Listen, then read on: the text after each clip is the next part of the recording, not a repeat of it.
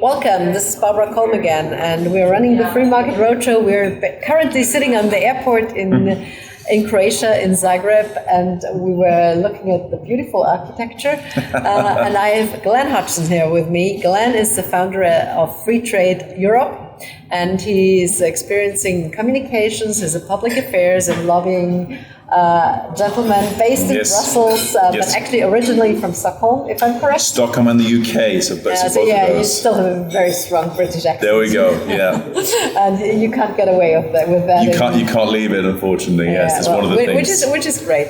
But we will talk about several things, but most important about free trade.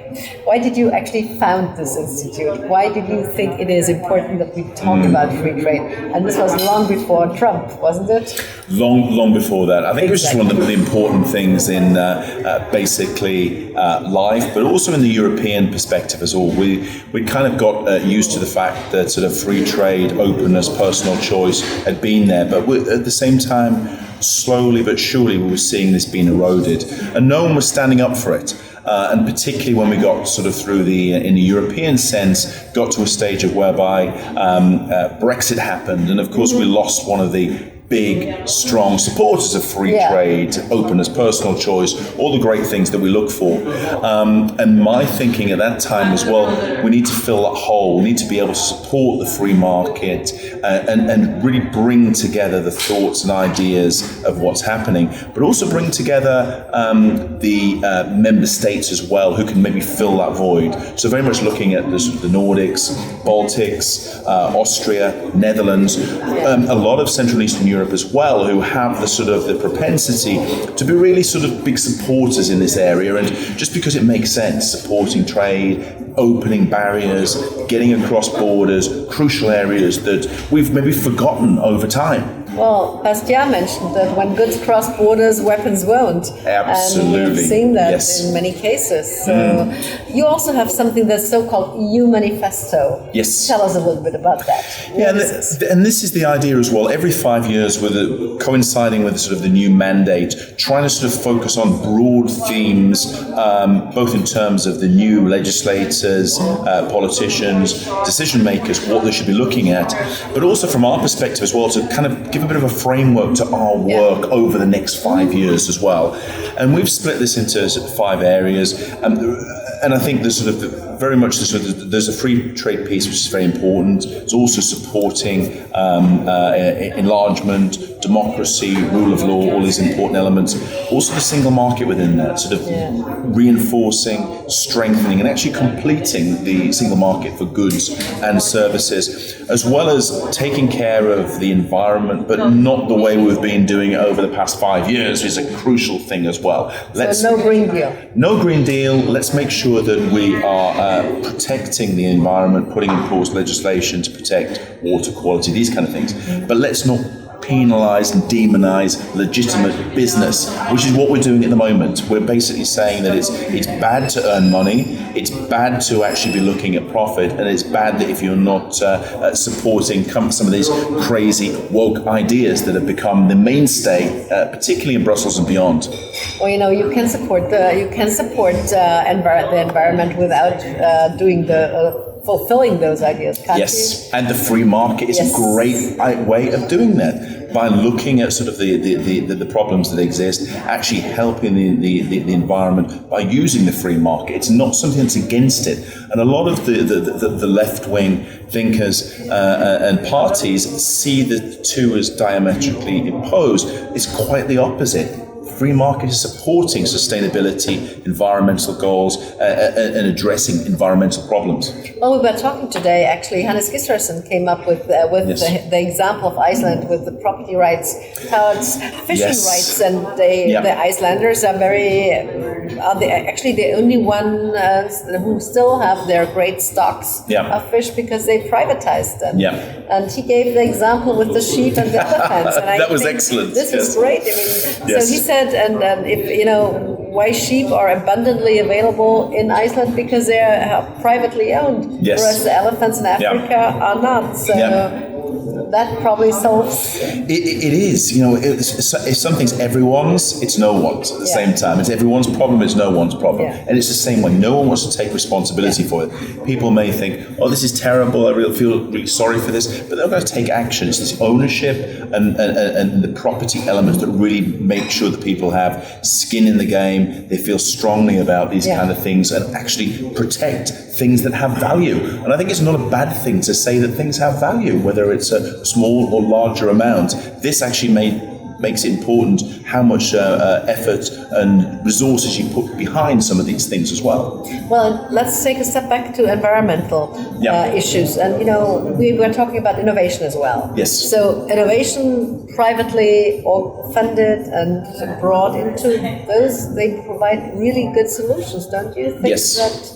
So absolutely. Could you give us some examples? Well, I think that what we're seeing at the moment in terms of innovation and the competitiveness, where it actually addresses a lot of these environmental issues as well, whether it's sort of water quality, whether it's making goods and products cleaner, the life cycle in terms of not thinking of things as waste, but actually raw materials or secondary raw materials, so it can be used again within the process. I think this is important, and at the same time, we're seeing sort of the Green Deal elements, just saying, oh, let's focus on protecting Europe, and what we do there is putting more barriers, the opposite of free trade, just putting barriers in place with potentially like-minded and supported countries, but also helping individuals to get out of poverty. We see sort of how trade is so important, but on one hand we're saying that sort of everyone's equal, everything's important, but at the same time closing the door to trade to people who need it, whether it's subsistence farmers in Africa or Asia, and not getting hold of this and doing it properly.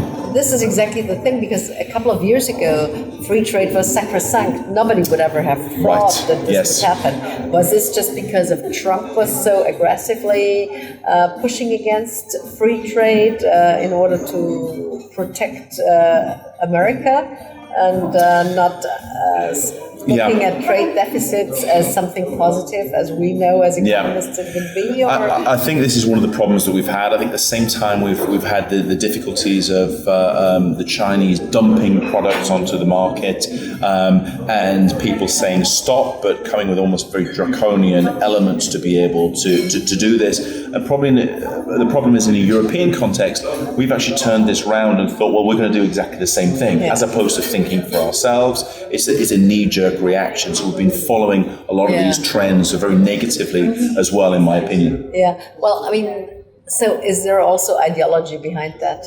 Yes. Well, there is. I mean, there used to be the thinking that sort of free trade was one of the panaceas for everything that's happening. Now we're almost saying that no, it's not trade, it's not openness.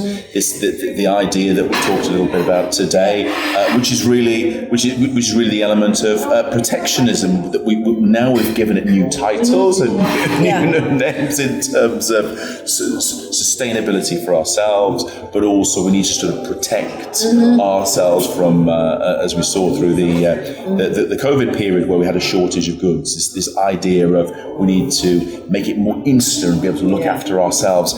The problem is that we're missing sort of hundreds of years of experience and critical history, which shows us by opening trade, opening borders, it's the tide that raises all boats, and we should be gaining from this, not losing. So very short-termist and very dangerous in terms of the approach that we're taking. Yeah.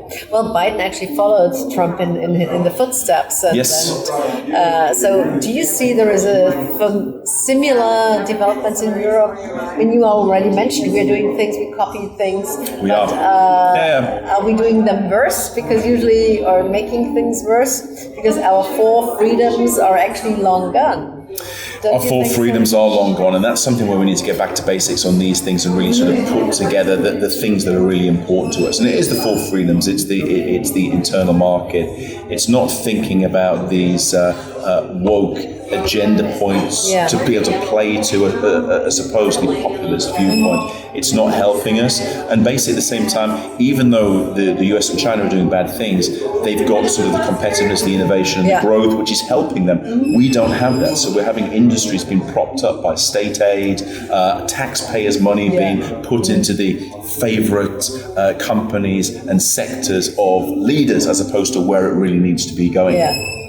Well, let's go as 1 minute back to Biden and to the recent administration, and I'm just going to quote now Chancellor Olaf Scholz and also Emmanuel Macron, who complained to Joe Manchin, who was actually in charge of the pumping up of the U.S. economy, and he's the West Virginia senator crediting for drafting and passing actually the Inflation Reduction Act. So America first and all this legislation.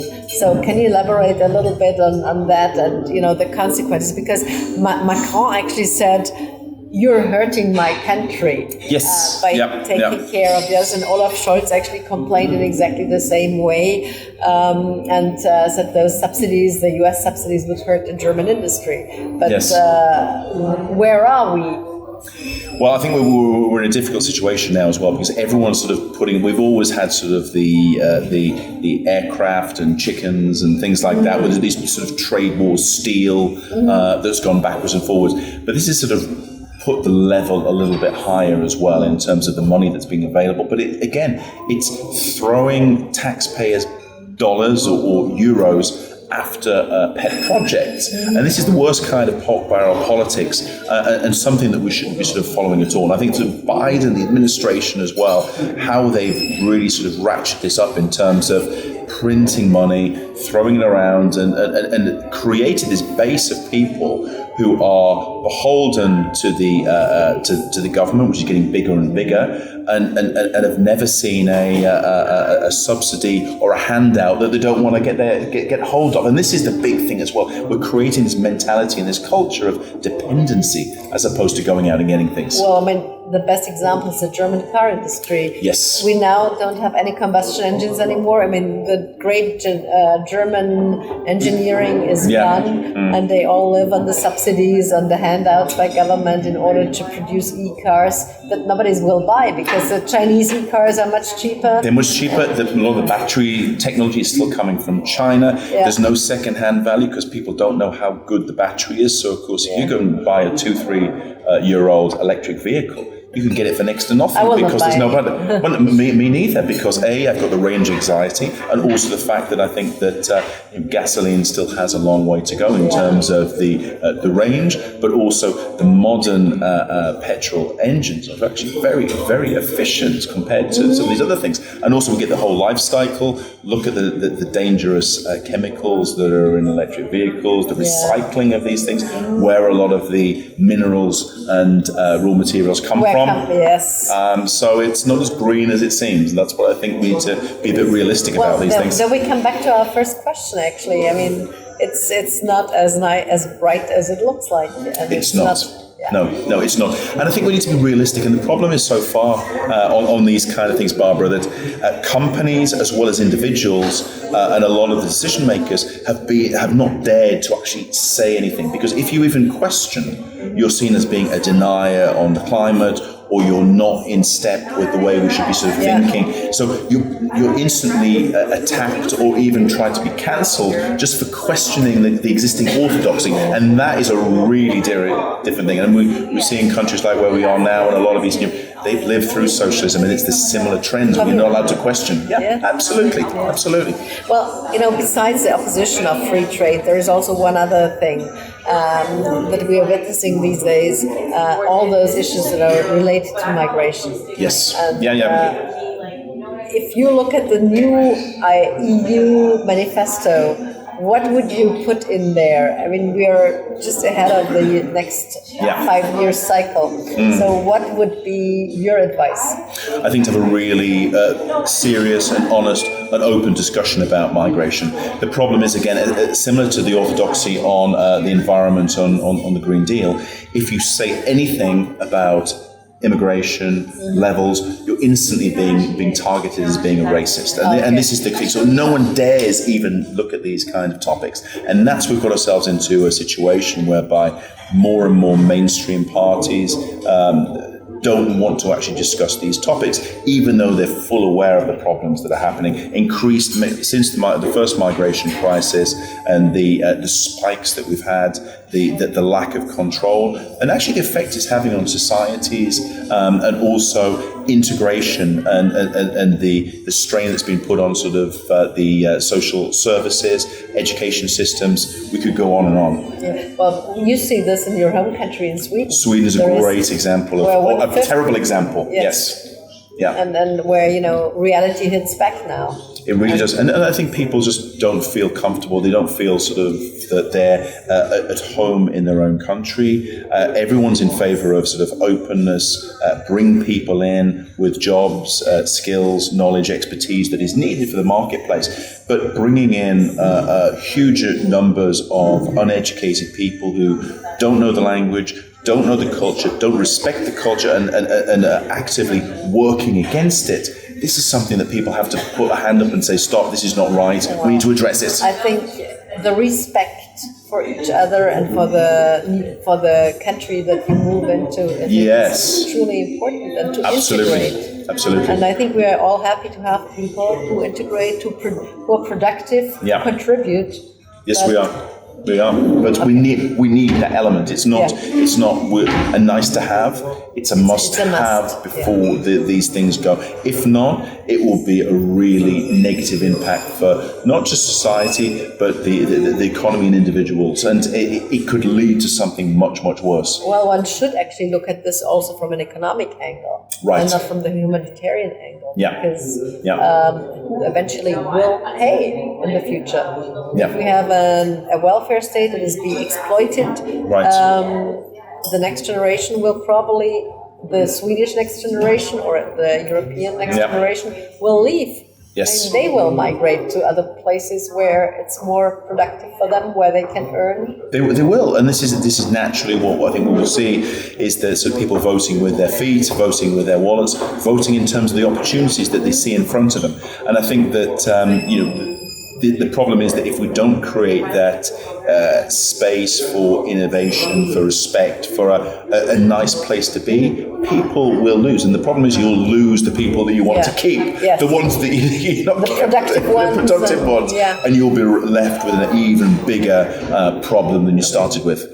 Well, you mentioned in one of your recent articles, and you're writing a lot of publications, articles, etc. So you mentioned a plea, which is called a plea to strengthen the single market. You mentioned the following: the fundamentals of this truly great European endeavor are in danger due to the unilateral efforts of several countries that are undermining what it has been achieved so far. So, what are the challenges facing the European single market, apart from those things that we have already discussed? I think the biggest problems we have at the moment is this issue of where we used to have sort of four freedoms, and we know about the economic benefits and also the social benefits as well of actually sort of having a single market that works properly and works for people, works for companies, but works for Europeans. I think we're stuck in a place now where instead of having that, we're seeing more of the barriers. It's not tariffs in the traditional way. It's more of these environmental norms. It's kind of these societal pieces that are put in there to try and keep people out of that. So we're seeing this, and it's kind of by stealth, but it's still as effective in terms of making sure this doesn't work. And we see the figures: big companies, less and less across borders. SMEs, particularly, they're sticking within their own area. They're not seeing the benefits, and we see what's happening with our American cousins about this. They have much more opportunity to get access to a bigger market like this. Just the supply chain laws that were passed, obviously today. Yes. The negative consequences, especially for small and medium-sized enterprises. But we also see this on the financial markets. enterprise, or actually banks, are busy only fulfilling compliance and not working with clients and doing their real job. It is. So there's more and more of this bureaucracy and red tape in the name of protection, but at the end of the day, it's not doing any protection. All it's doing is creating administration and problems, and it's cutting the competitiveness. It's cutting the ability of these organizations to do a good job and serve us as individuals. That's got to change. It really does. How else could we complete the single market to have a positive outlook? I think it's much more openness that we need within this. I mean, it's a proper market for goods and services, not all these exceptions in there. I think the single capital market will be a great way that we should be sort of looking at this, and that would just open up so many opportunities within that. And I think that if we were able to do this, we would see the benefits. Everyone would be happier because they'd be richer. They'd have more opportunities, there'd be more innovation.